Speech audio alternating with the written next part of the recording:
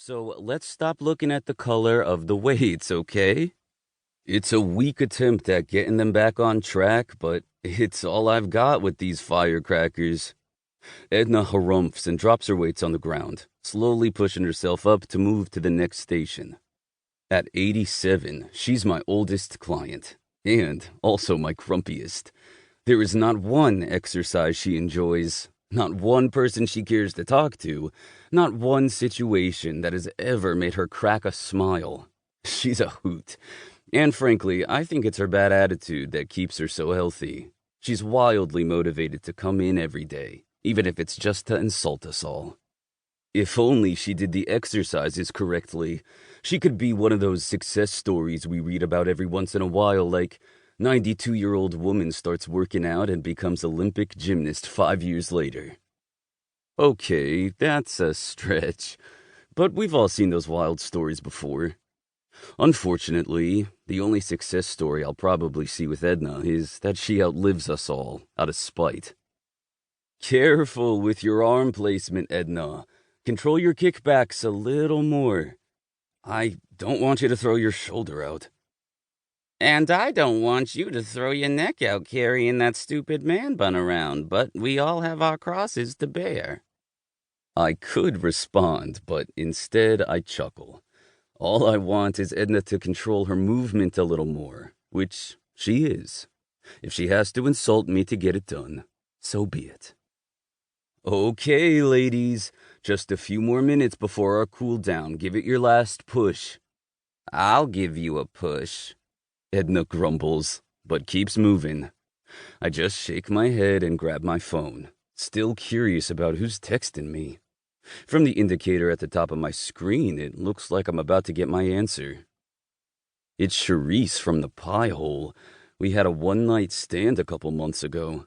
Like I said, we need to talk. Charisse. I rack my brain trying to remember which one she was. Oh, yes, tiny little thing with big boobs. Hot little tramp stamp at the base of her spine that got me in the mood. Flexible and feisty, that one. We had a good time. I could go for seconds. Oh, dear, mild-mannered Marcia blurts out. Did someone break wind? That's my cue to get these ladies finished. Once bodily functions start going out, it's downhill from there. Nice job, everyone, I call. Grab a chair and let's do some stretches. I used to try and stretch them on the floor, but too many of them couldn't get back up. It was funny the first time, but after a while they started to get discouraged. That was one of my first lessons on lowering my expectations with my clients, to meet them where they're at and go from there. Since then, they've all come back almost every day. Lesson learned. I'd much rather have clients who consistently work on their health, despite their barriers, than clients who can get up and down off a yoga mat. Speaking of yoga mats, I wonder what kind of exercise Charisse does to stay in shape. She was fantastically muscular on that pole. Me. Hey, Charisse. Nice to hear from you. I take it you're in the mood for a round 2. We can try that handstand position again. I promise I won't drop you this time. That sounds worse than it was. How was I to know she was going to try to reverse cowgirl me while upside down?